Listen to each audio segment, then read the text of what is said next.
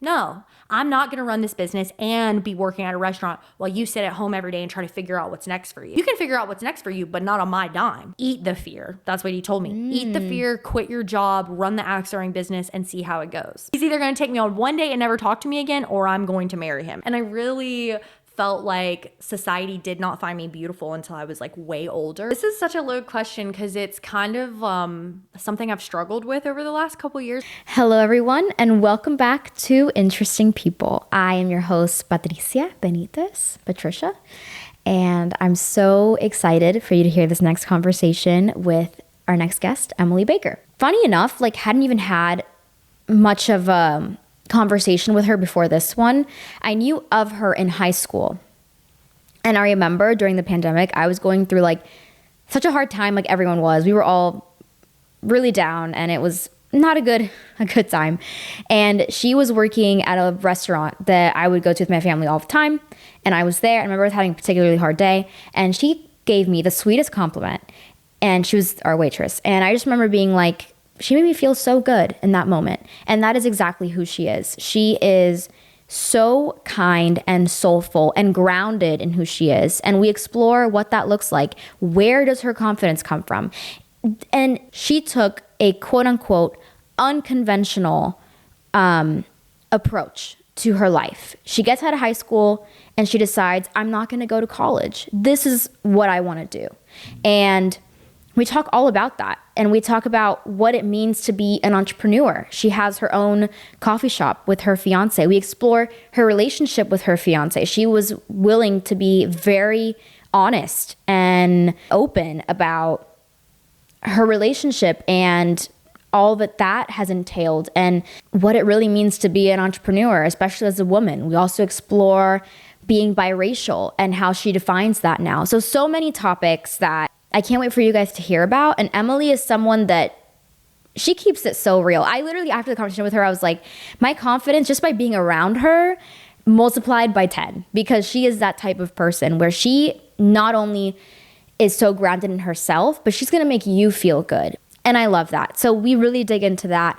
And without further ado, I'm not going to keep rambling on anymore about how incredible the conversation is. Now you can just go hear it. So let's go for it. Hello. Hi. Thank you so much. I'm good. How are you? I'm doing good. Thanks for being on here. Yeah, of course. I'm so happy to be here. I'm so excited to chat with you. Me too. The first question that I want to ask you that I ask everyone, because I think it's important to go back to our childhood. Yeah. Because it says a lot about who we are. I agree. So if I was to meet you as a kid, who would I meet? When I was a kid, I feel like I grew up very non-traditional. So I was definitely the weird kid, but I mean that with the best intentions. I came from a very close-knit family. I grew up in the west side of Greensboro. So my mom actually is the one that made the money and worked. She was in corporate America my entire life. And then my dad was the one that, see, it's happening already. The ball in the tap. Yeah. My dad was the one that actually stayed home with us and took us to school and did our hair and took us to sports. And so I feel like that is what really made me different than most people, just because I had that super tight-knit relationship with my dad, whereas my mom was the one that I missed a lot and she was always at work. But I'm really close with both my siblings. I have an older brother and a younger sister. We just grew up to be best friends. It just kind of was the blueprint. It was you don't have to always like your siblings, but you have to love and respect your siblings no matter what is going on. So I was very rambunctious as a child. I was very fearless. I really wasn't scared of getting hurt or getting my feelings hurt, but I was also so sensitive. So if my feelings did get hurt, I felt very deeply at a very young age. And my parents focused a lot on our emotional intelligence, even though school was important, sports were important, going to church was important, but making sure that we knew how to feel our feelings and talk about them and really process them. So that was probably the hardest struggle of my childhood. And then I'm also biracial because my mom is Vietnamese and my dad is a redheaded white guy. Both my siblings are more darker in skin than I am. So identity-wise, that was really confusing for me because I wasn't Asian enough for the Asian kids, but I wasn't white enough for the white kids. And everyone always just assumed I was white. So that really messed with my identity as a young child, because people would be like, oh, is that your nanny picking you up from school? And I'd be like, that's my mom. So I definitely grew like a thick skin at a young age, but I also was very just obsessed with learning about the world and experiencing new people. I've always been outgoing, loud, wants to be the center of the attention subconsciously. Are you a Leo? No, I'm actually a Pisces. Sorry. no, you're good. My sister's a Okay. Leo, which is funny. I Interesting. feel like because we're so close in age, we kind of like share similar traits from our signs, which is weird.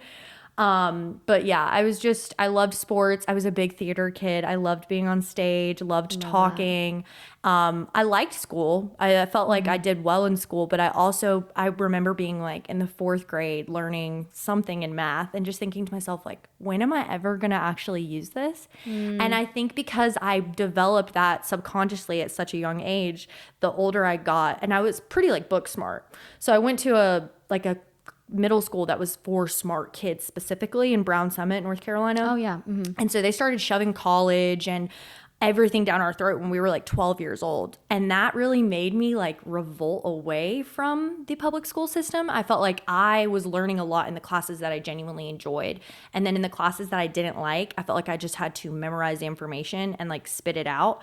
But again, like I said, emotional intelligence was a big thing in my household. Critical thinking was like the largest part of my childhood. My mom and dad made sure we had breakfast and dinner together every day, and they would ask us like the deepest questions about our life and our day. Like, how did you feel today? Like, did anything happen in your day that you wish you could have changed for yourself? Did anyone treat you in a way that you didn't really respect? Why did that happen? Wow. Did your teacher say anything today that you questioned? You know, it was stuff like that. that.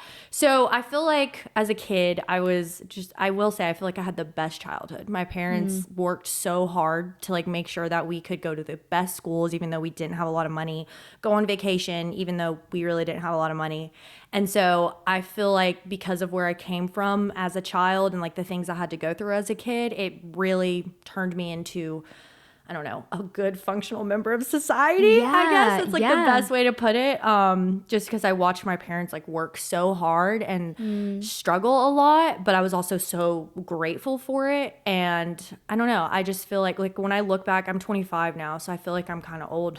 I look at my childhood, I'm like, that was so long ago. Right. But it feels like when I recall it in my mind, I tell people like it's almost like I'm looking at it through this like golden cinema lens, because that's how it felt for me as a kid. Like everything just, I don't know, my parents definitely aren't perfect people, but they did everything for me to feel as if my childhood was perfect, even if it wasn't. So Wow. that was loaded, but No, I have so many questions okay, now. perfect. I have so many questions. And that makes so much sense now that you say all of that. And I Yeah. think the highlight of that is that you, like you said, you are a, I'm not going to phrase it how you phrase it, but Yeah. you are a good contributor to society, like Yeah. 100%. I feel like you're almost, for lack of a better word, personal brand is kindness. Yeah, thank you. And I love that. That's so nice. Yeah. Where do you find yourself asking yourself these questions that you would have at dinner that they ask, like your parents ask you of, you know, what could I have done better today? You know, how did this feel? Do you find yourself still having that inner dialogue? Yeah, absolutely. Yeah.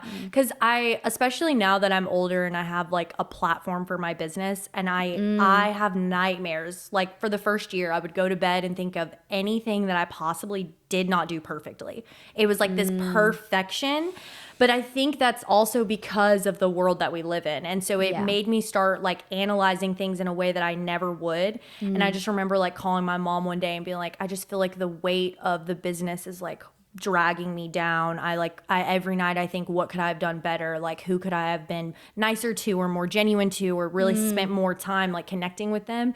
And my mom just tells me, she's like, you know, at the end of the day, now that you have like all these people that you feel like are watching you, it doesn't really matter. It's really more about like yourself. Like, do you feel like you moved with intention and genuine energy today? Because if that was your intention and you do feel like you sit and reflect like, oh, I could have, you know, been a little bit nicer to this person, or I could have been kinder to myself in this moment. It kind of just reminds me that at the end of the day, it's all about me and how I feel about myself, and that it doesn't need to be so, you know, oh, what everybody else is thinking of me. And I really think because my mom is that way, it like instilled a superpower in me as a child. Because like when I was a kid, I was very insecure about the way I looked because I didn't look like white girls, but I didn't look like Asian girls. Yeah. And I really felt like society did not find me beautiful until I was like way older, which is fine. But when I was a kid, I struggled with that deeply. And I would cry to my mom about it. And she would just look at me and be like, but you're you. Like no one else is you. You need to feel good about who you are on the inside before you even feel good about who you are on the outside. Right. And so that I really think has like confidence is like the number one thing I feel like when I have those inner dialogue with myself, it's like, no, the confidence should just answer that question instead of like overthinking it. And it's a balance, exactly what you say, because like you also can't be so concerned about what people think that you lose that sense of self. Yeah. So totally a balance. Yeah. I want to go back to you being biracial. I think that's super interesting. Yeah. I'm Puerto Rican. I'm not biracial, but I look white. So I have that same thing where I'm not Puerto Rican enough for the Puerto Ricans. I grew up here. Like I was there until I was 7. Yeah. But I'm not white. I speak Spanish. I knew you weren't though. That was where I was like, that's going to be a really cool thing for us to connect on. And that's so cool you say that because I just went to Puerto Rico for the first time. Really? Yeah. Did you like it? I loved it. What part? I really loved the culture in the sense of like, it's sad, right? Like the imperialism, the like things that have the colonization. But at the same time, it's beautiful because like we rode past this statue. I did like a bike tour, like a 10-mile bike tour. Oh, wow. But I feel like I got to learn a lot and that was cool. We ran past these like 3 statues and it was a black woman, a Spanish woman, and a white woman.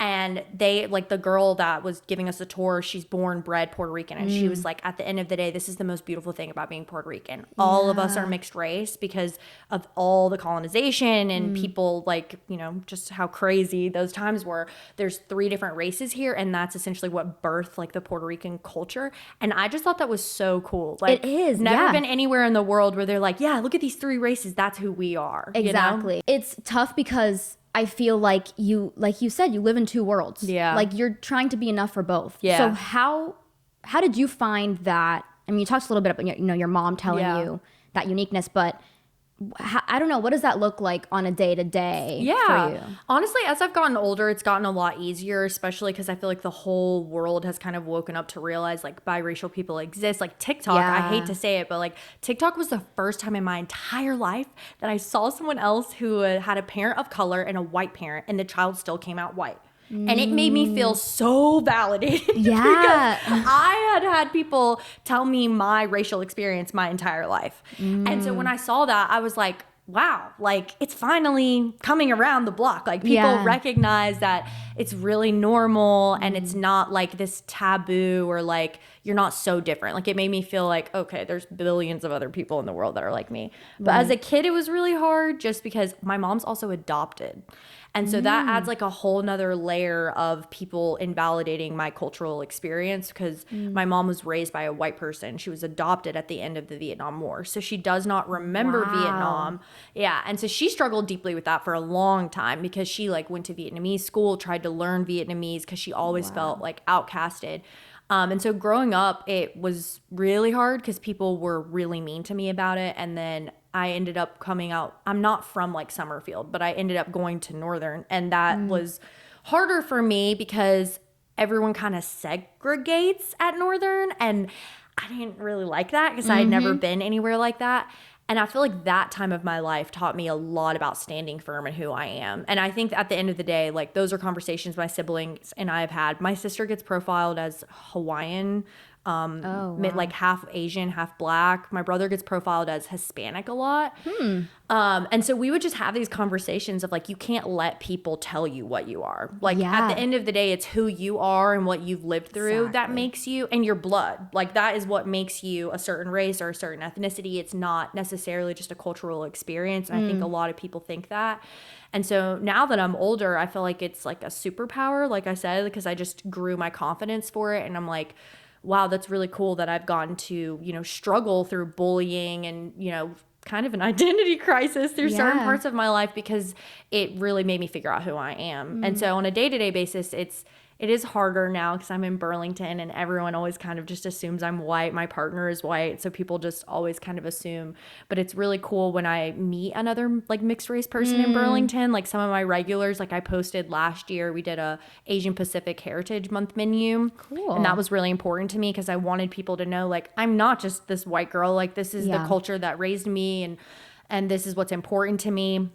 And people would come in and be like, my mom's Korean, like, but I'm so white, or I'm half black. And it just, it opens up this space of connection of this, like, it's not singular, but a different experience for most people. And that I think at the end of the day is what I fall back on whenever I feel like a little like whitewashed is the best way to put it, is I'm like, I know who I am and I know that there's not a white girl that looks like me. Right. Exactly. So it's, I don't know. It's been a cool thing to navigate as an adult because it's now more so like I'm proud of it rather than being like, oh, this is so, oh, you're calling me chinky again or you're telling me I was made in China again. It's like I don't have to fight those demons anymore. It's just telling myself every day like my own worth. People are so mean. They are so mean. And actually, Vietnamese kids would say that to me. That's the thing. It's both ways. Yeah. Oh, it's both ways. Yeah. It's not just the white people. Yeah, it is. It's crazy. Because then, like, I would have, like, certain Vietnamese friends as a child, but they'd be like, oh, well, your mom was raised by a white person or your mom doesn't speak Vietnamese, so you're not Vietnamese. Right. Oh. Go. And to a certain extent, I get that. I'm like, I'm not culturally as Vietnamese as you are. But also, when I go on public, people profile me in a similar way that they will you. Right. But different because my skin is white, but my features are not white. So it's just, it's an interesting thing, but it's a beautiful thing. I so relate to that because like the Puerto Ricans will call me gringa even though I speak perfect Spanish. But I heard you downstairs speaking Spanish. I'm like, I knew she had some spice to her. Girl, yes. We have that extra spice. That makes it so interesting that we have that. Absolutely. But yeah, I totally relate to that. And there's so many other things besides language that are carried on. Yes. You know? Like it's not just that. So I love that's something that we got to dive into. Yeah. I love that. That's so cool. To make a little switch about something else you talked about. Yeah. I really want to go into your decision to not go to college. Yeah. I love that you talked about how you already were raised in a way where it was like different from other people. And I think that decision is already unconventional and it has a negative connotation, but I want to dive into what that decision was for you. Yeah. And I just tell me more about that. Yeah, absolutely. So high school, let's backtrack a little bit. My brother is 6 years older than me. Oh, wow. Okay. So that's where it's really nice being the middle child because you can watch your older sibling live life and like figure out and fail and get back up. So I think I was 13. He was so like book smart. He went to Grimsley in the IB program. He made great grades. He played like 4 different sports. And then he went to USC on a partial business scholarship, South Carolina. Oh, wow. But it was also out of state, so it was really expensive. And like I said earlier, like I definitely come from like a lower middle class family. Okay. But at the same time, college was so important because my mom literally went to college when all 3 of us were at home. She had all 3 of us by the time she was 26, and then she finished college at 28 with 3 kids at home. That's amazing. Yeah, she's such a rock star. Yeah. And my dad never finished. So growing up, she told us like the only reason we get to not live in the projects like where she grew up was because she went to college and she found a better opportunity for herself. And so that's where I feel like college is there's been such a generational shift because I think for our parents, going to college was almost like a privilege because not everyone got to go and it wasn't like this mapped out pathway. It was like, you're going to go to college if you really want to work harder and then make more money rather than just like work in physical labor or trade labor for the rest of your life. Yeah. And both my parents worked in restaurants up until my mom went to college. So she told us like college is so important to me. I really want all 3 of you to go to college. I don't care what you study. That means a lot to me. And again, she's an immigrant, so it's like first generation. It just like it drives the pressure a little more. Right. So my brother goes to college. He is doing all right. He joins a fraternity. He then gets kicked out of college because he's put on an academic probation and he's not going to class. And at this point, my mom has spent $30,000 for him to go there. And I'm in 7th grade. So they're preparing me for college essays. I'm learning how to write bibliographies. I'm studying like 9th grade math so that I can go into high school taking AP classes so I can be ahead. And I'm watching this all happen to him, and he ends up coming home, moving home, sleeping. My mom was so mad at him, like so disappointed in him. He ends up sleeping on a twin mattress in our like den of our townhouse for like a year. And my mom's making him work. He's driving me to school. Oh, wow. And it's because she said, if you're not going to go to college, you're going to live here, you're going to pay rent, and you're going to get a job. Because those are the options. Right. And so watched him do that. I go to high school a couple of years later. Everyone at my high school knows they're going to college because it's generational for them. Their parents have already gone to college and they are successful. I think our high school my grade had a 98.9% graduation and college acceptance rate. Wow. So I was like one of that 0.2% that did not go to college. And I put a lot into high school, like in the sense of socially. I didn't really care academically once I got to Northern because I was a transfer. I came from Western Guilford. Oh, okay. And so I transferred in mid-freshman year. All these kids have been going to school together since kindergarten. Nobody wanted to talk to me. Nobody wanted to be my friend.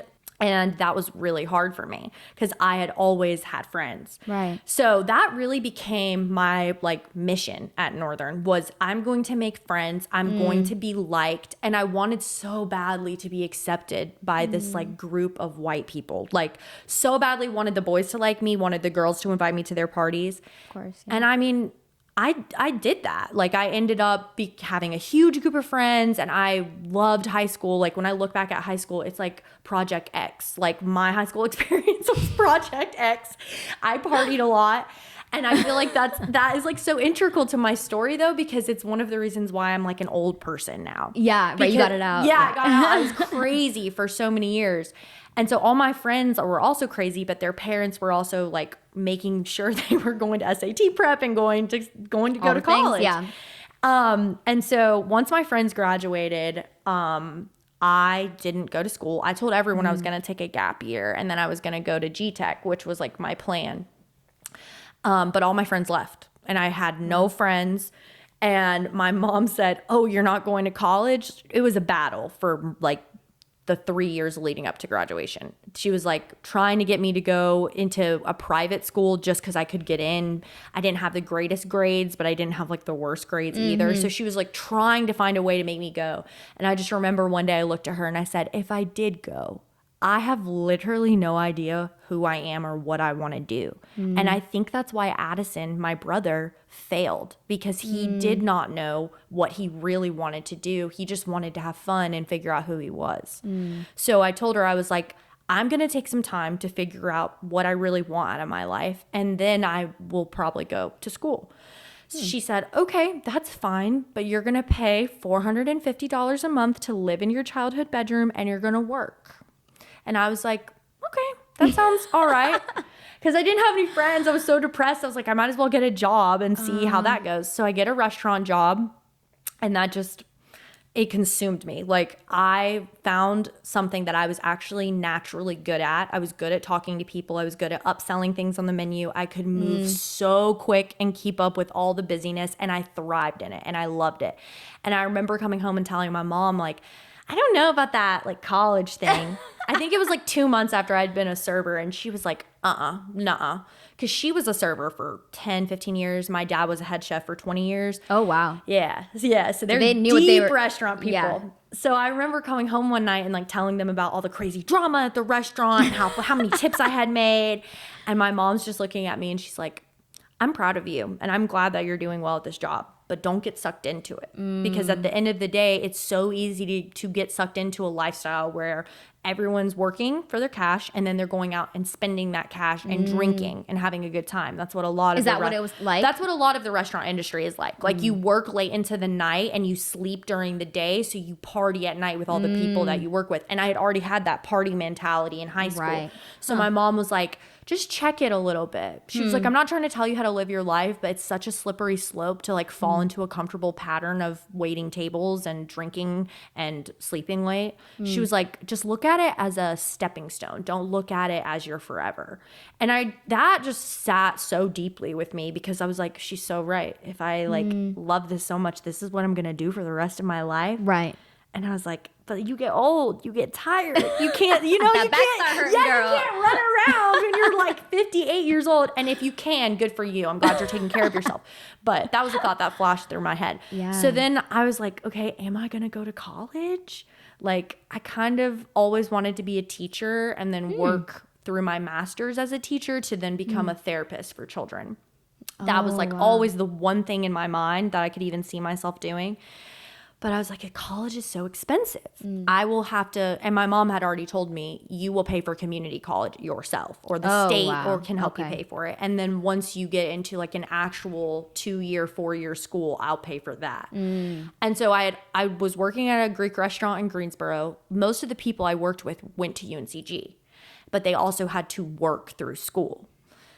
It is so different when you have to go to college full time and work full time to support yourself. I don't know how people do it.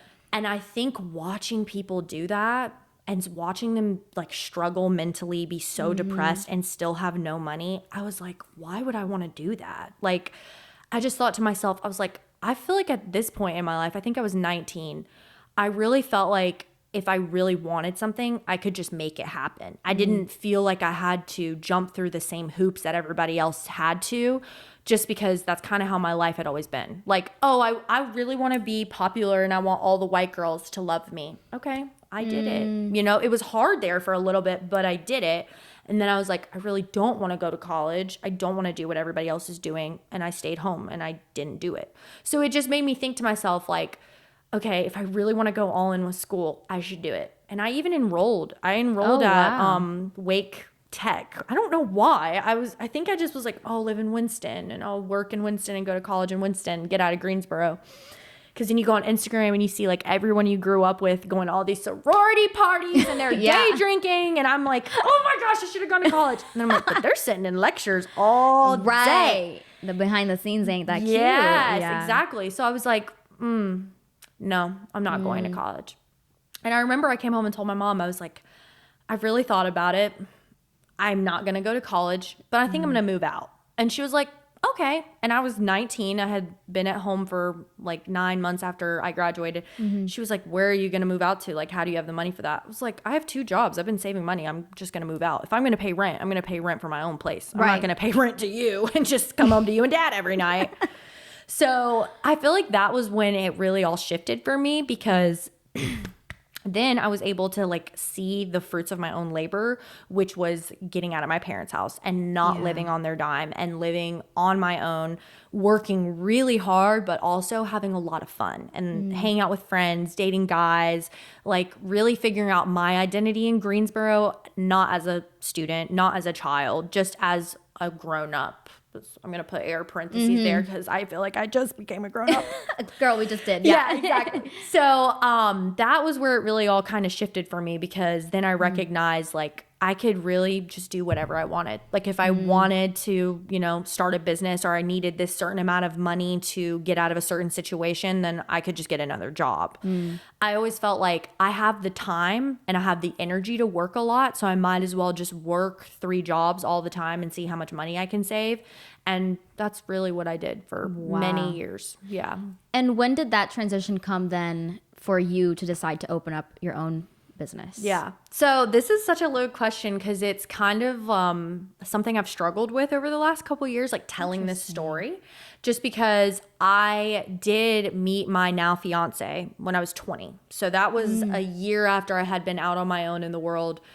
And I met him, and he was 24 at the time. He had been working on a mobile axe throwing business that he had already been running for like, I think a year when I met him. And he had already started to transition it into a bar concept in Greensboro. So he had already like sold his house, sold all his cars. He invested all of his liquid capital into this bar. I was working at Crafted Art of Street Food, which is now Machete. And I was the hostess. And he comes in with this business partner at the time. I replaced him.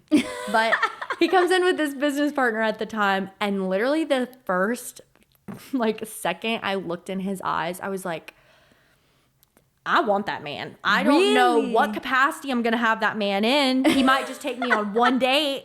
He's either going to take me on one date and never talk to me again, or I'm going to marry him. And I knew that the second that I saw him. I get chills. That's crazy. It was crazy. And when I tell people that now, they're like, you're lying. And I'm like, no, I actually have a witness, because at the time I was working at a restaurant with someone I went to high school with. And so she was there that night that we met. And I remember turning her and telling her that.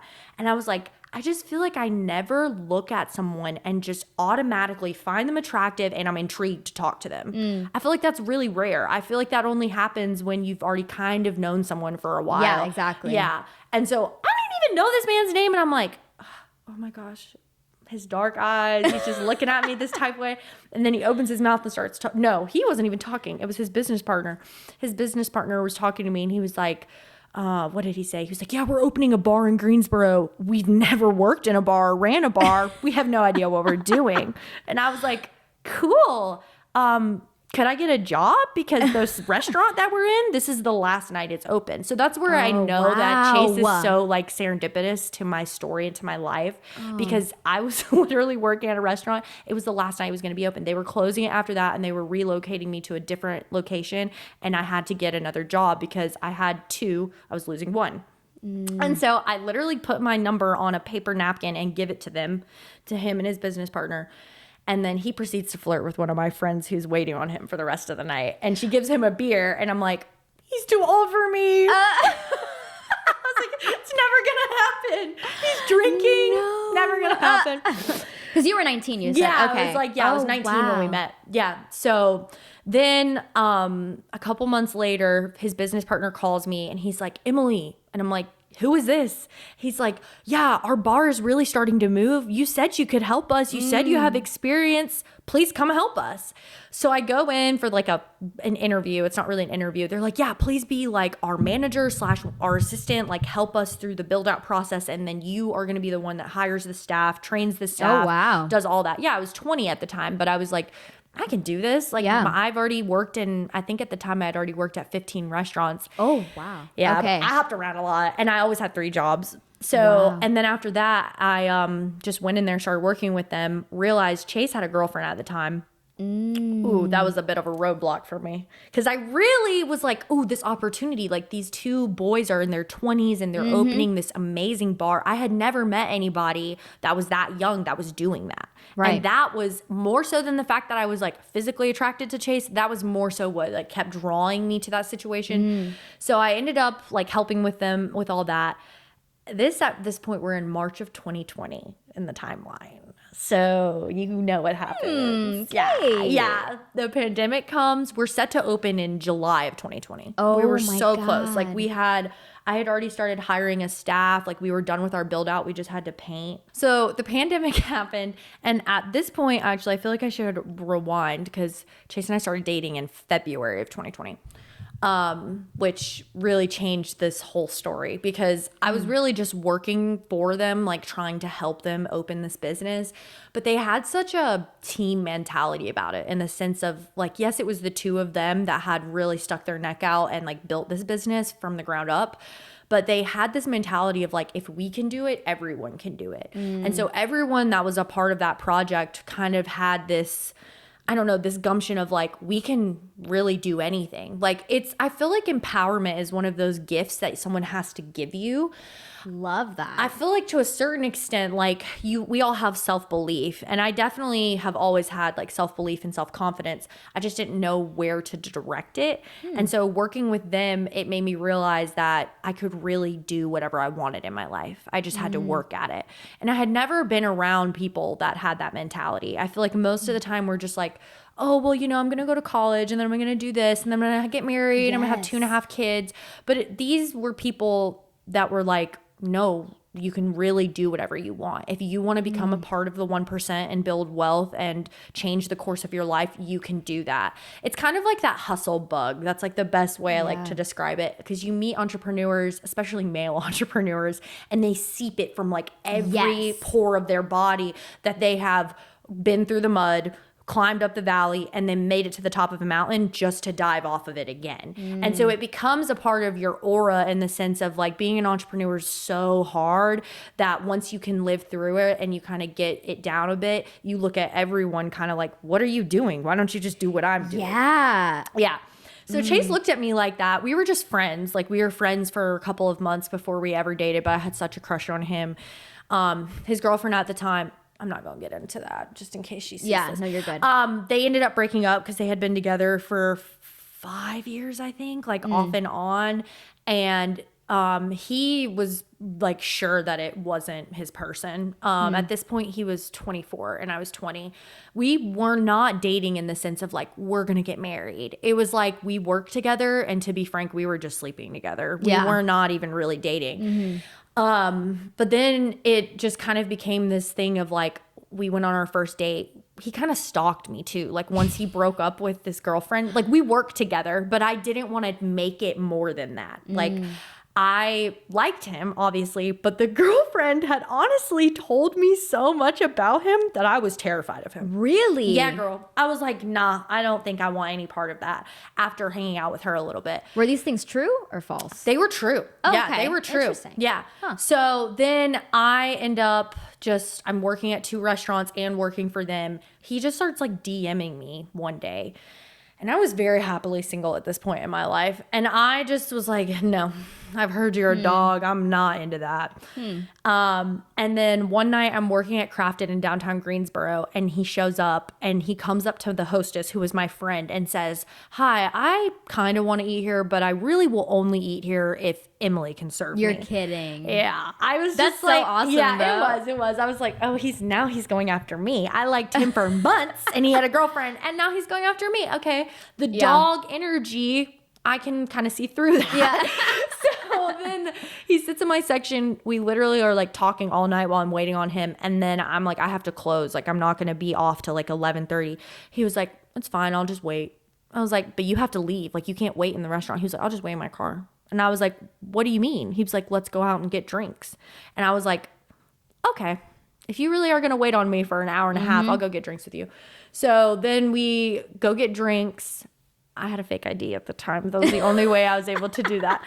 Yeah. So then we go out and we have drinks and we end up just getting into these like, oh my gosh, like the deepest conversations I've ever had with someone that I barely knew. You know what I mean? We're like at a bar. We're at Jake's Billiards in Spring Garden. Where it's so loud in there. It's packed. Like I said, I had a fake ID, so I didn't really go out that much like into bars anyway. And we're playing pool and I hate the music. I'm like, I hate this music. And he gives me at the time, it was a fake AirPod. He puts it in my head and he just looks at me and he's like, just listen to my music. We're the only 2 people in this place anyway. And I'm just like, who is this guy? Why is he talking to me like this? Like, why am I feeling this way about him? And then from that first date, we just spent every day, every night together from that point. I was literally obsessed with him. I never wanted to be away from him. And then global shutdown, pandemic. I had actually just moved back into my parents' house at that point because I lived with someone who had developed a drug problem. So I had to like leave my place and I had to get rid of my roommate, and I moved back home and I was saving to move back out on my own. And he was like, oh, I just got this brand new apartment in downtown Greensboro, like right across from the ball stadium. Like, why don't you just come stay with me like through this shutdown? Because if you remember, none of us took it that seriously. No, like, it was like just a couple weeks of whatever this is. Yeah. It was just like, oh, we're going to go back to normal soon. Yeah. Like the flu's going to go away. Exactly. So I just basically packed a bag and I was like, okay, I'll come stay with you. I basically just moved in. I never really left. Yeah. So that was, but we were not in a relationship. Like we were just hanging out, like trying to take it chill. Like he had just gone out of a 5-year relationship. I'd been single for like 6 months out of a year-long relationship. So we did not want to be serious. We just really liked each other. You know, it was just one of those things where it was so hard to ignore it. We thought it for so long, like how serious it actually was. So I barely should really count the first year of us dating, but at the same time, I'm like, we were together every day. Yeah, so right. I feel like we were dating. So through this point, he hasn't let the fear get to him, like the fear of this COVID thing. He's still just like full steam going after building his axe throwing bar concept in Greensboro. At the same time, his business partner at the time is literally losing his mind. Like he's going into this deep psychotic episode of like just losing touch with reality. Really? Yeah, it was crazy. And I don't want to get into it too much, but he just had his priorities out of whack. And I think he also was there's two types of entrepreneurs. There's a type of entrepreneur that recognizes that it's really hard to become wealthy, but they also recognize it's going to take a lot of hard work.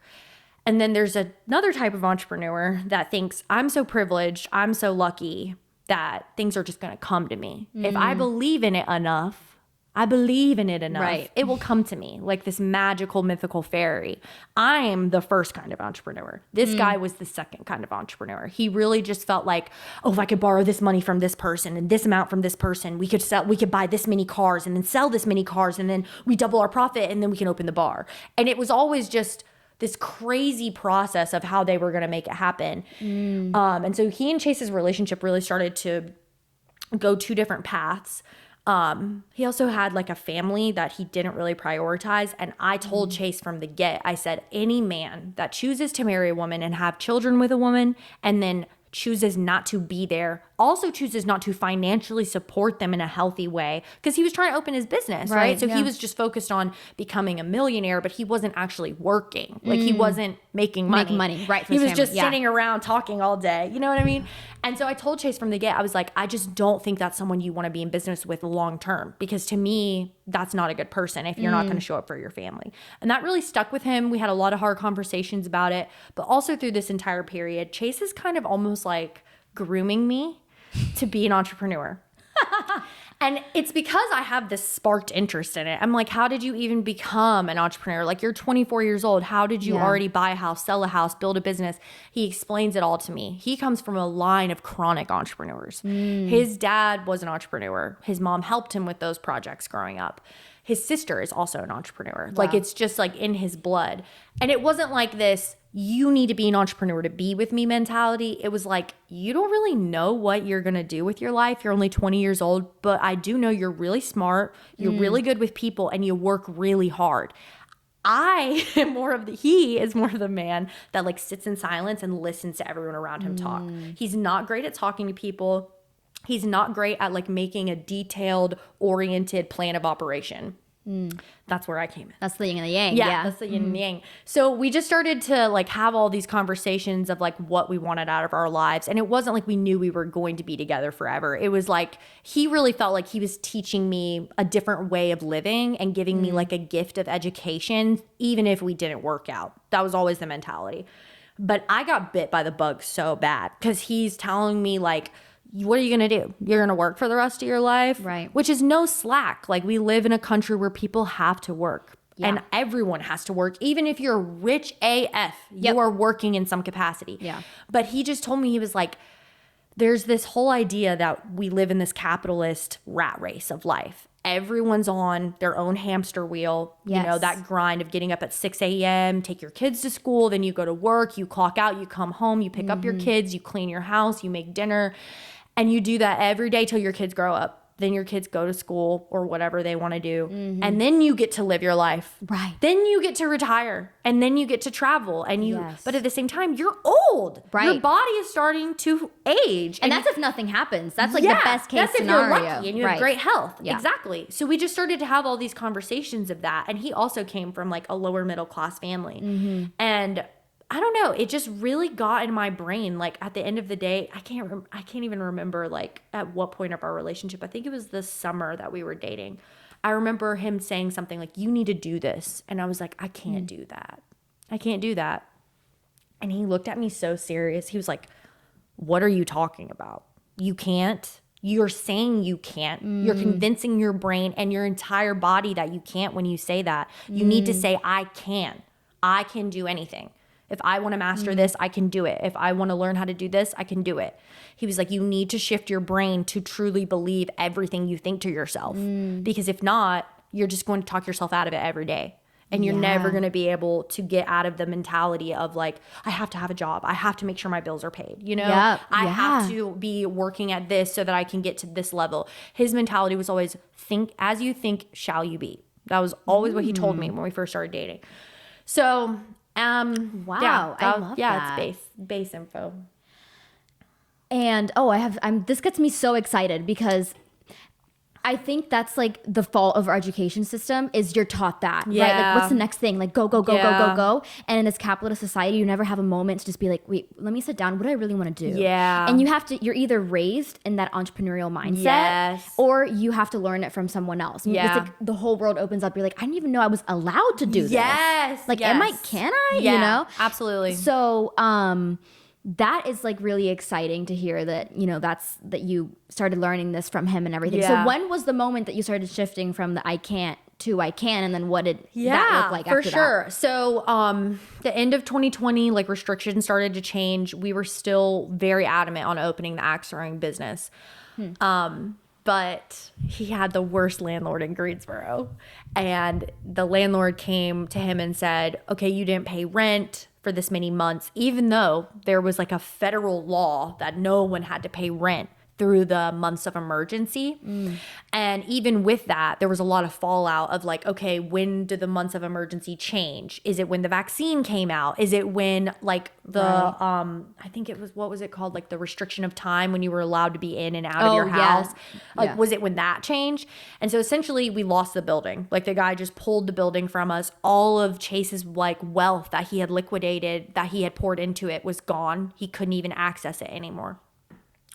So that was so hard for me to watch him go through that. Even though I had only been in the frame of his life for like 8 months, I had loved him so deeply even then. And I just remember him really losing it over that. Like, because for the months up until that point, he said every day, I'm going to be a millionaire when that bar opens. I'm going to turn that bar on. We're going to staff it. It will literally gross 1.7 million a year. Wow. And I was like, okay, baby, I am here. I am here. I really thought that I was signing up to be like a trophy wife. That's why I tell people all the time now. I'm like, yeah, I thought we were going to be really rich like 4 years ago. But that's also where I love Chase, because he, even through the worst circumstances of his life, he was like, I'm going to be a millionaire. Like, he never even doubted it. It's the mentality. Yeah. It's the words you speak to yourself that matter. Absolutely. Like when he was telling you the about. inner dialogue is so important. Yeah. And so I just remember him looking at me and be like, what are we going to do next? And I'm like, what do you mean we? Yeah, right. Yeah, I'm like, we're not even boyfriend, girlfriend. What are you talking about? So you weren't official yet? No, we weren't even official. Wow. He was like, well, I mean, you have everything I don't have, and I have everything you don't have. And I was like, what do you mean? And he was like, I'm really good at working with my hands. I'm really logical, analytical, but I'm not good at talking to people. I'm not good at making sales. I'm not good at a lot of things that extroverted people are good at. Right. And I was just like, okay, what do you mean? And he's like, what if you just started throwing that, or so what if you just started running the axe throwing business? And I was like, why don't you run it? Like, your bar has failed. Like, you should run it. Because it was a trailer that he had designed and built when I think he was 22. And it was the first in the whole world of this like mobile axe throwing concept.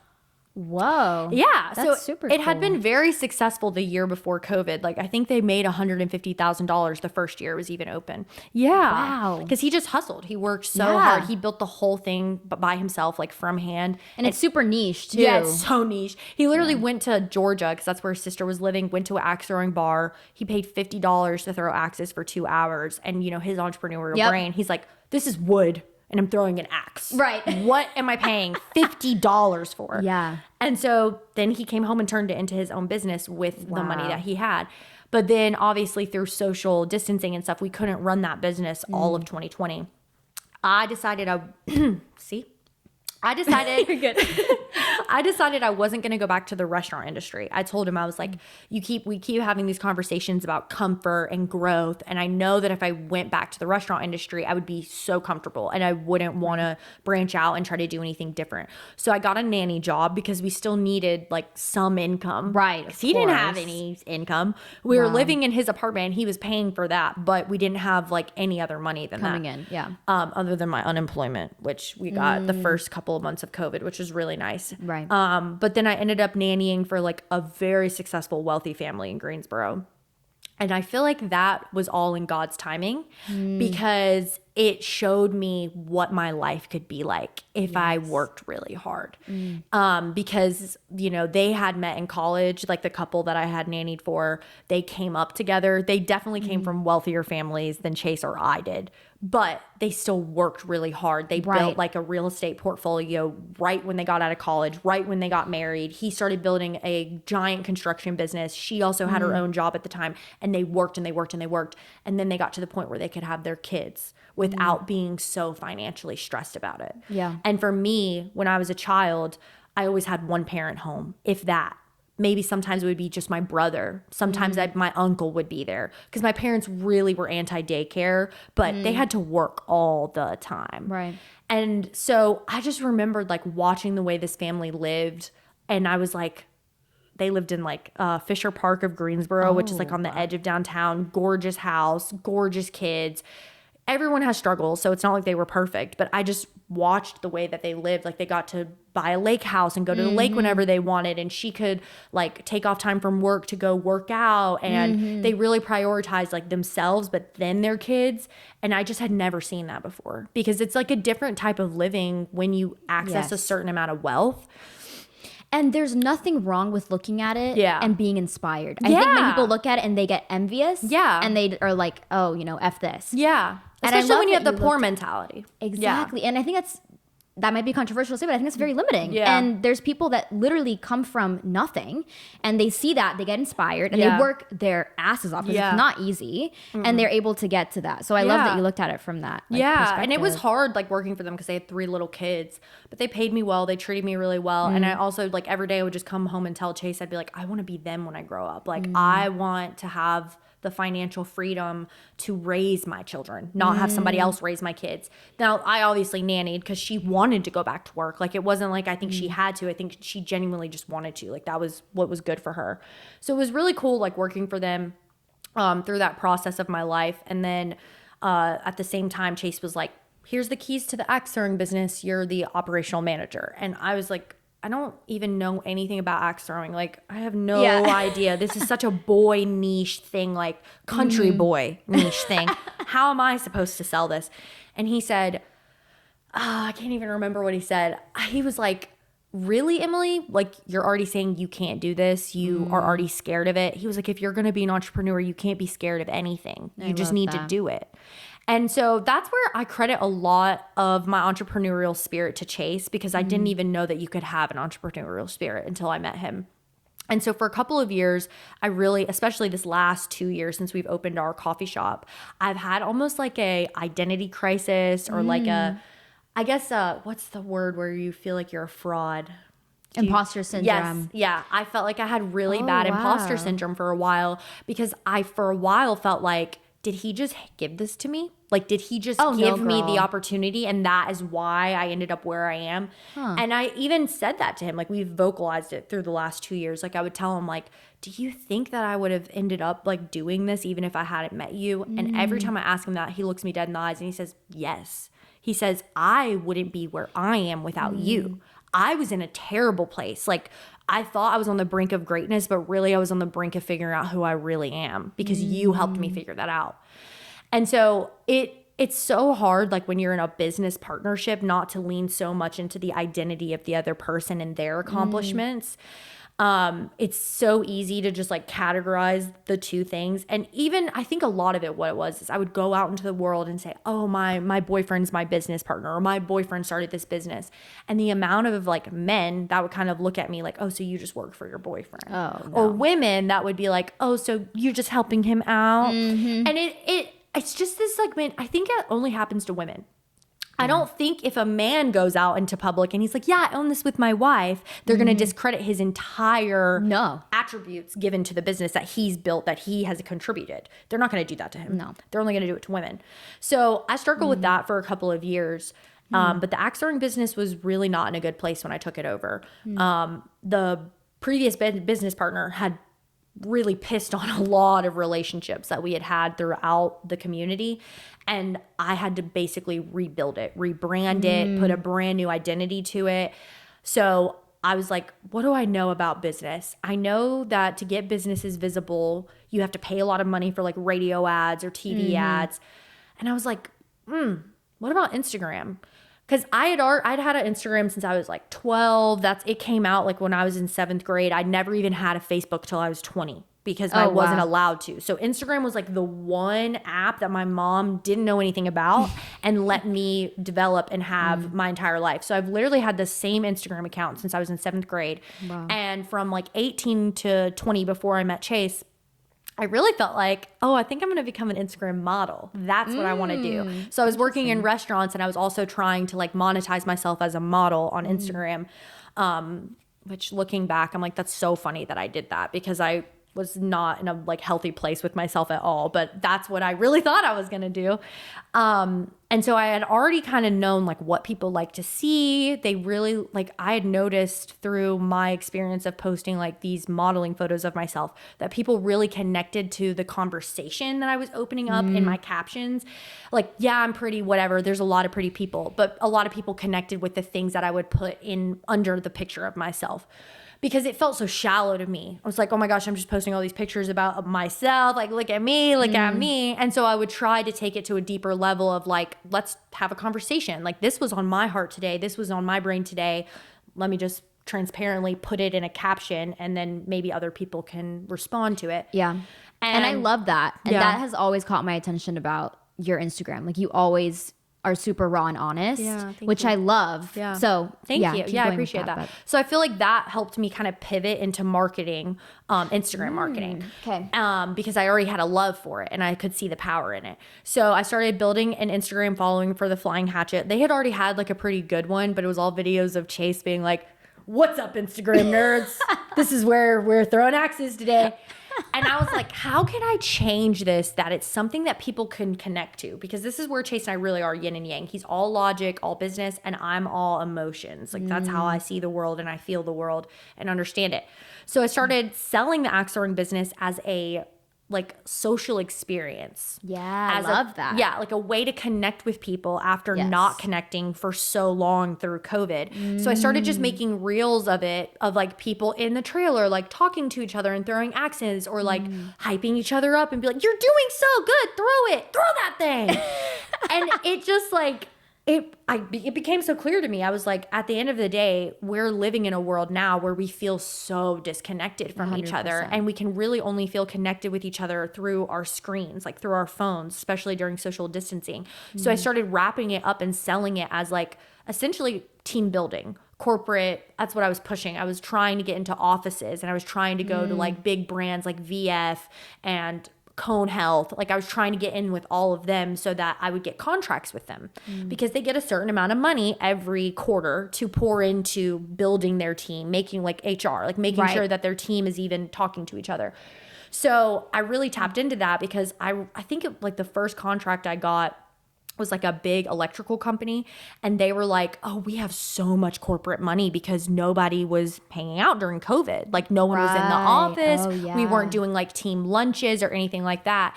So they were like, "We can definitely afford this." So I upped the prices and I completely rebranded it as a social experience of team building. And that is when it changed. Like, it went from like guys in Summerfield being like, "I'm having a bonfire, bring the axe throwing trailer," to no, like, this is kind of like going to a zip lining place with the people you work with or going bowling with them. Like, I just tried to brand it as a more normal activity rather than this like niche, like cowboy redneck thing. That's genius. Yeah, and it really worked. It really worked for us. I doubled the sales for the business like the first year. Wow.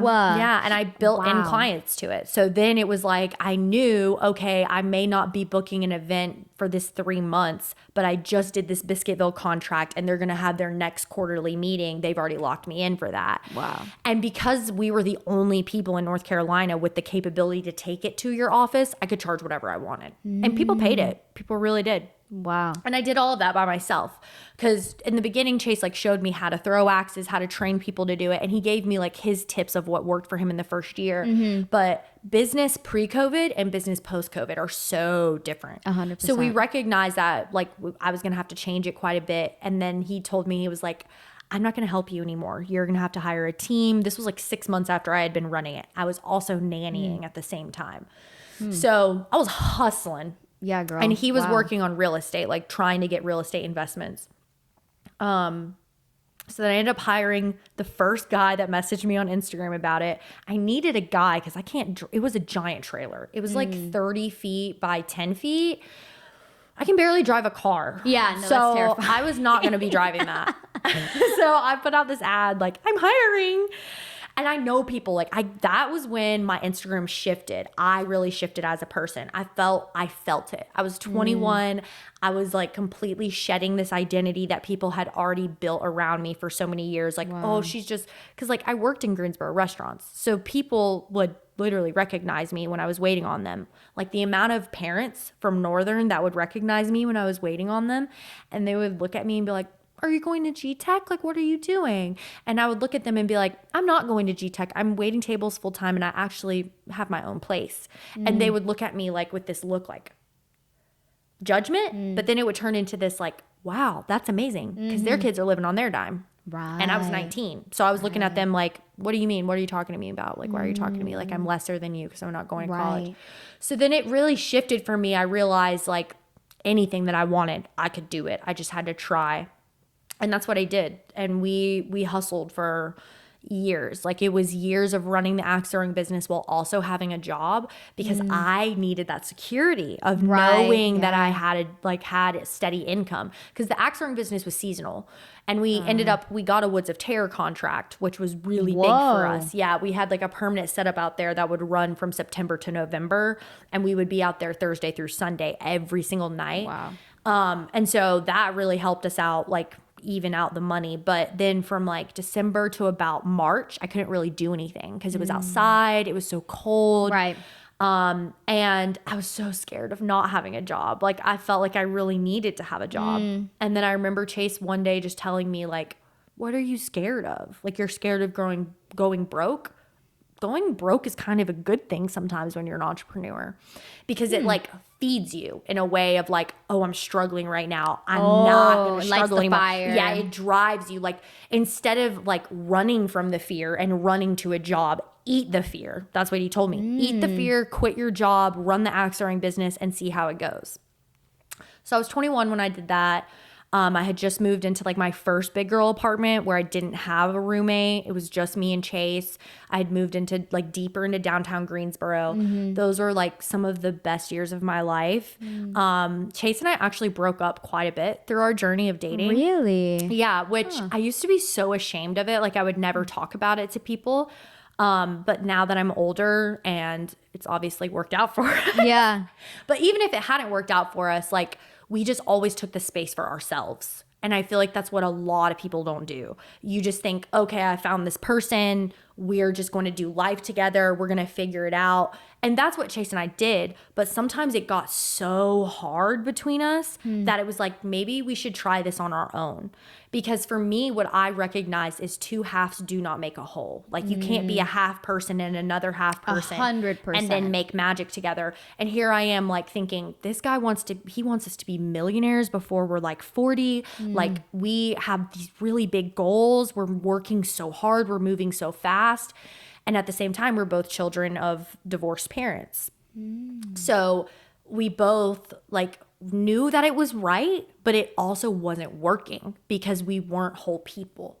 So we broke up like, I think 3 times throughout the 5 years that we dated before we got engaged. What did that look like of not being whole people? Yeah. What does that actually look like? Yeah. So for him, a lot of it was his identity. He really didn't know what he wanted out of life. Like when I first met him, he was like, I'm never going to get married. I don't want to, I don't know if I'm going to have kids. I just want to be rich. I just want to be successful. And I think for a lot of people, that may be genuinely what they feel, what they want out of life. But then he met me. And I was like, nah, that's not success to me. Like I told him, I was like, your business partner is a perfect example. You guys have made all this money together. He doesn't want to go home to his wife. That's not success. That is a facade of success.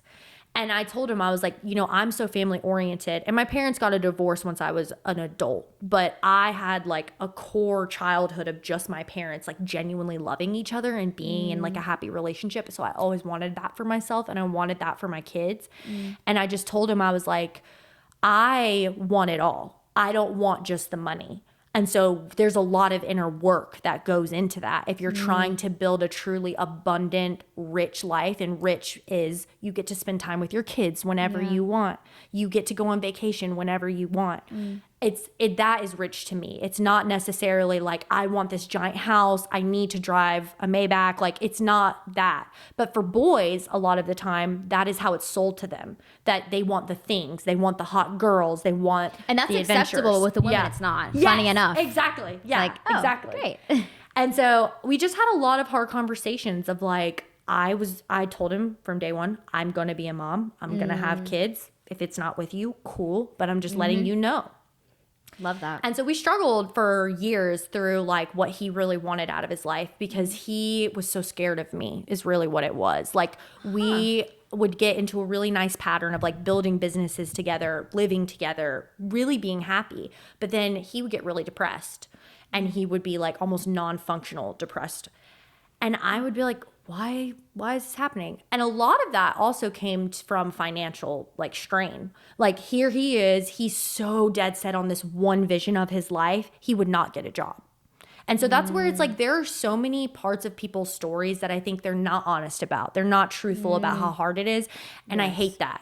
So that's where it's like some of it is kind of embarrassing to like say out loud to another person. Like, yeah, I literally kicked him out of our apartment because he did not financially contribute for 6 months. And I was 21 and he was 26. And I said, no, I'm not going to run this business and be working at a restaurant while you sit at home every day and try to figure out what's next for you. Right. You can figure out what's next for you, but not on my dime. Right. Because we're not getting married. And that makes him respect you 100 times more. Yes. Yeah, exactly. There were so many instances where we weren't fully grown yet, but we were trying to pretend like we were fully grown. Right. And then you recognize like, okay, if I just roll over and I support him financially, is this how it's going to be for the rest of our life? Right. And like I said in the beginning, I have a mother who made all the money, was very confident. She's like, I like to call her a hurricane because she's so powerful. She's so strong. And I would talk to her about it and she would be like, just face it. Like it might be scary to break up with him, but you don't want to be in a relationship where you just take it to the face every time they're not doing something that you don't want. Exactly. It's got to be an equal give and take. There's got to be equity in every relationship. So that was really the main struggle of why we broke up so much, because I would always be the one that was like, I'm going out to eat. I'm going to live in a nice apartment. I am not going to be broke as a joke. So I'm going to have a job. You can figure it out. And finally, like, I think the last time we broke up was like 2022. And I told him, I was like, I'm never doing this with you again. If you want to get back together, you're going to be locked in with me. We're never going to like break up. Because I think also we kind of got addicted to the cycle of it. Because I feel like too, with our phones and just the way like dating culture is, you get really addicted to like the highs of dating. Yep. But you also get addicted to the lows because you can't have the lows without the highs. Right. And so I recognized that we had kind of gotten in this toxic cycle of like fighting and blaming everything on each other. And then we'd break up for like 4 months and not speak. And then we'd miss each other so bad. And then we'd get back together and it was like magical every single time. Right. Honeymoon again. Yeah. But I recognized that was the cycle. And so I think a lot of it was just like, I realized that he wasn't a whole person and I wasn't either. Like I was putting a lot of my identity into him and I needed to take the space for myself to figure out who I was as an individual. And I really think because we've always been intertwined between business and personal, that was like essential for us. Like if we hadn't broken up all those times throughout those years of our dating, I don't think we would be at the level of like success that we are now. Yeah, you set those like boundaries early on. Yeah, and you made it clear what you both and you needed. stand up for who you are. Like, you know what I mean? Like Yes, as a woman, yeah. it's so easy to just be like, okay, my husband, he yells at me, but he pays the bills and he's Right. nice. Yeah. It's like, if that doesn't make you feel good about yourself, it just because it looks great on paper or on Instagram, if it doesn't make you feel respected, aligned, loved, and cared for all the time, it's not for you. And that is like something that I've really had to teach the people in my life, because I tell them, I'm like, yeah, it feels really good, but just because it feels good doesn't mean it's always going to feel good. Right. Like there's got to be more to a relationship than that. And I think because Chase and I had always just been on such a deep level, and I've also just been always so sure of who I am and what I'm going to take and what I'm not going to take, it just made it so clear for me. Like, okay, you're going to treat me like this? No, I'm not going to date you. And I think he really just needed to figure out how to be the man he always wanted to be, but he didn't know how to get there.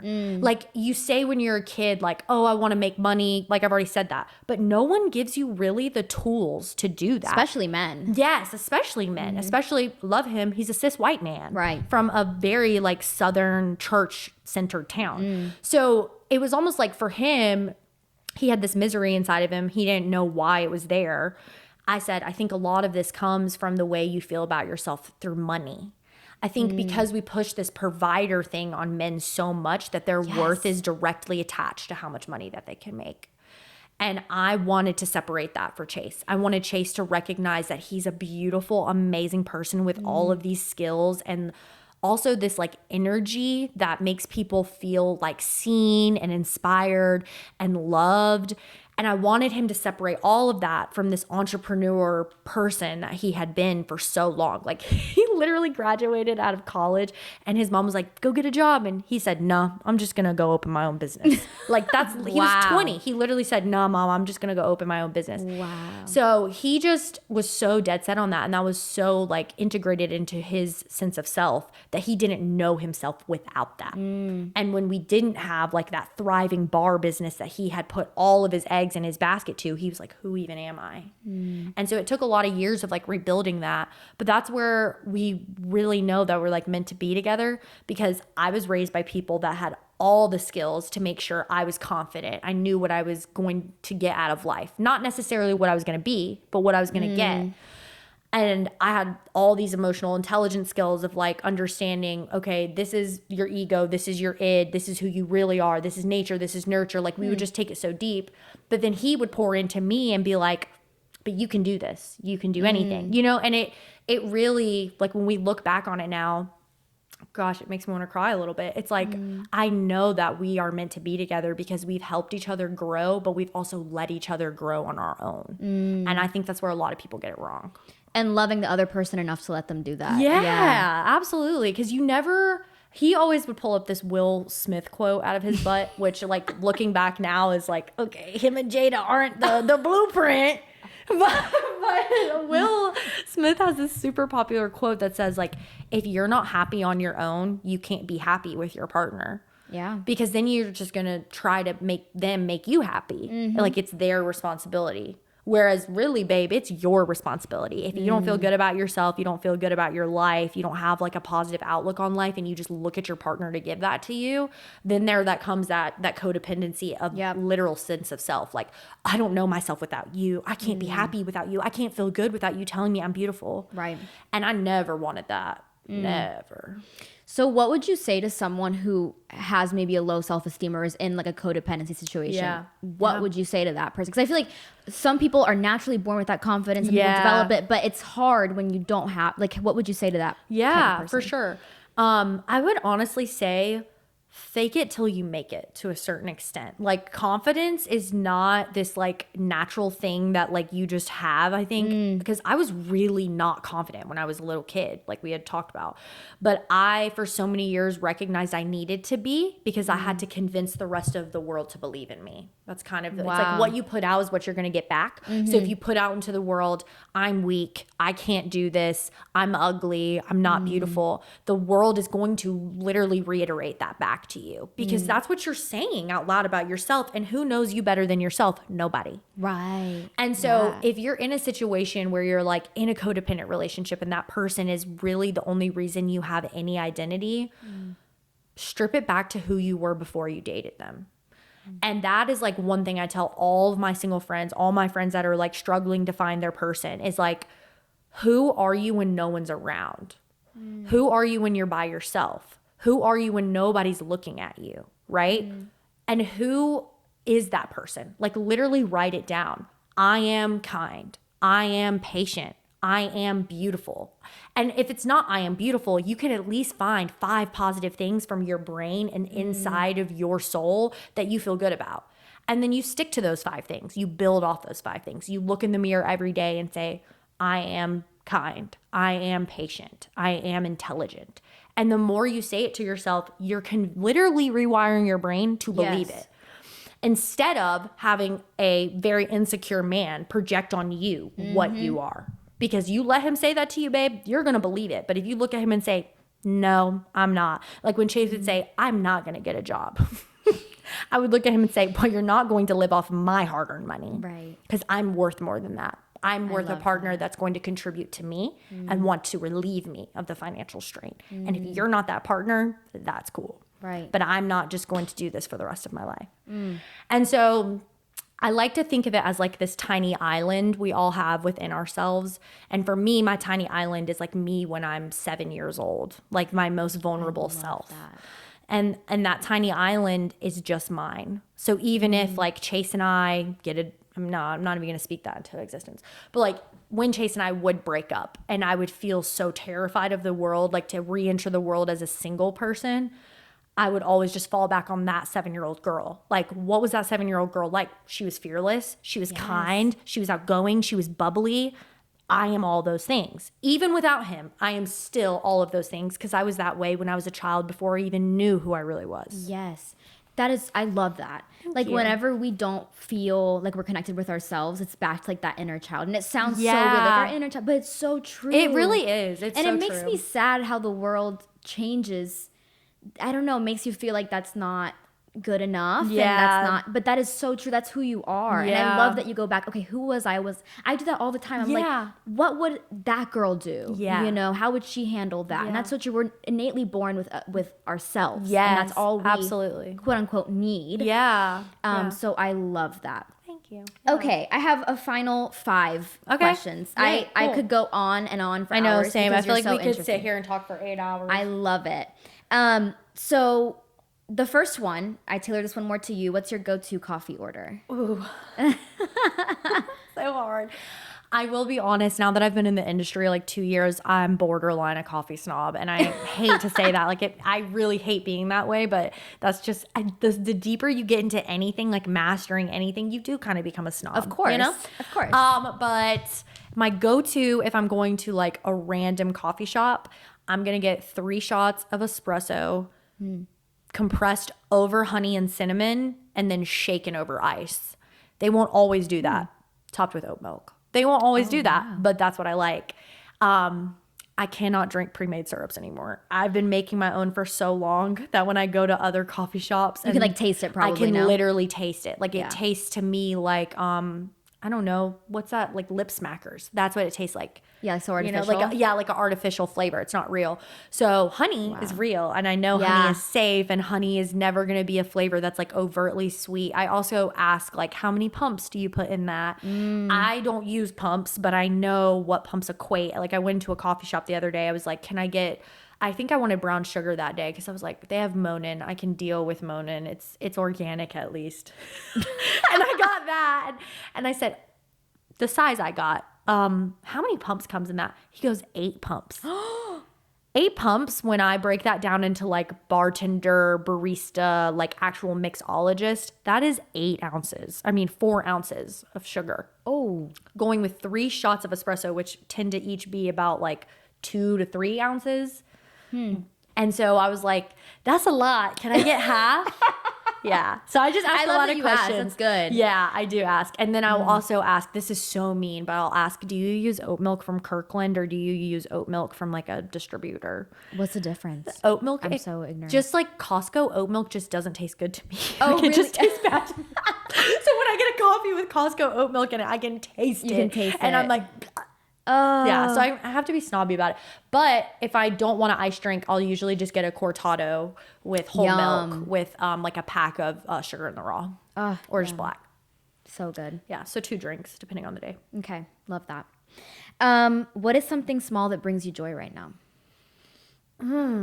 That's a great question. I've now started meditating every day, which is like a new thing for me, but it makes me so happy and it makes my day so much better. Like it will be the simplest thing of just like breathing in a controlled way for 6 minutes. Oh my gosh, though, it's like, oh, okay, I'm taking 6 minutes to like pour into myself and manifest what emotion I want to carry through. Sorry. Oh no, you're good. What emotion I'm like, my claws are scratching at it. Yeah, what emotion I want to carry through the day.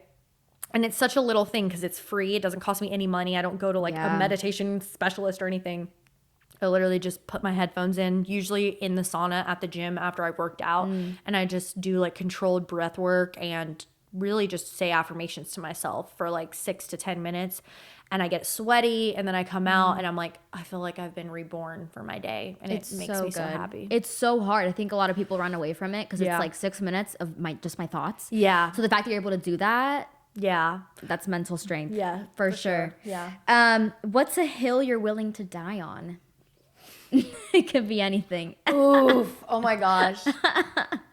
Honestly, I wasn't gonna get like political, but I could die on the hill that billionaires suck. I'll die on that hill. Okay. What's something you're proud of?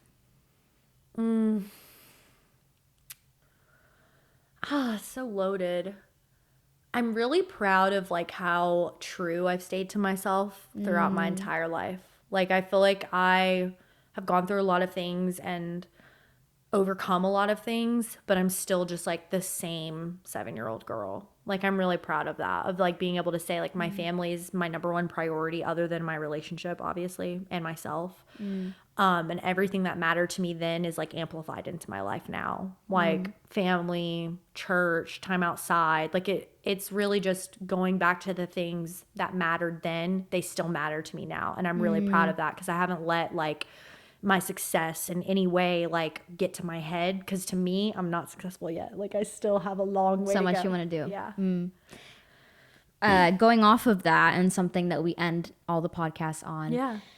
And you touched on it a little bit, but if you were to take away your job, you know, how old you are, all these superficial things that society, you know, tells us that's who we are. Yeah. Who are you really? Oh, that's a good question. I think all of us really are just here to like connect and love with other people. And so I think that's who I really am. Like if you take away everything that I've done like on paper or my age, I'm just someone that will try to show you the light of the world, whether you see it or not, and also try to see the light within you. Like that's something that really matters to me. I love like empowering the people around me, like having a all girl staff now. Love is like, that. oh my gosh, love them. I could literally talk about them for hours, but regardless of like how much money I ever make or like how successful my businesses become, this team of like women that I've developed and I've like poured into and like helped them, like they've helped me grow, I've helped them grow. We all just like empower each other and show up for each other. That's like what I'm most proud of. And that is just by love. Like that's not even because I get any benefit out of that. That's just because what's the point of all of us being here at this same exact time, at this same exact point in our lives, if we're not going to love each other and make life better for each other? I love that. Thank you. All right. Well, thank you so much for being I here. love This was so this. much fun. I love learning more about you, and let's do it again. Yeah, sometime. you're amazing. You did such a good job. So did you. Make sure you give my girl 4-5 stars, however you can Please. rate this podcast. Please give it to her because she has done such an amazing job with these questions and you. she deserves the love. So give her some love. Thank you. And everyone go to the Daily Grind to get your coffee. Yes. You guys right are in off- Burlington. Yeah, off exit 141 if you're coming from Raleigh or Greensboro. babe. There you go. And they make their syrups in-house, so. And locally sourced. Exactly. So please come through. But bye. Perfect.